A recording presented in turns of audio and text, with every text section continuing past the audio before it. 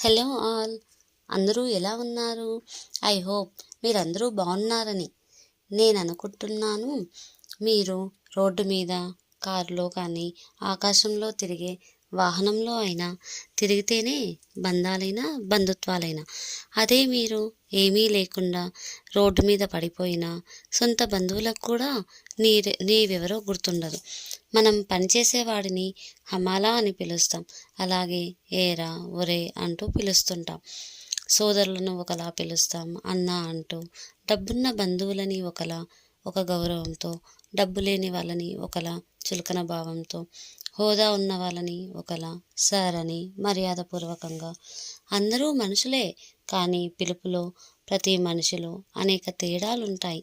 అలాగే ఒకే మనిషి మనసులో కూడా సందర్భాన్ని బట్టి రంగులు మారుతాయి.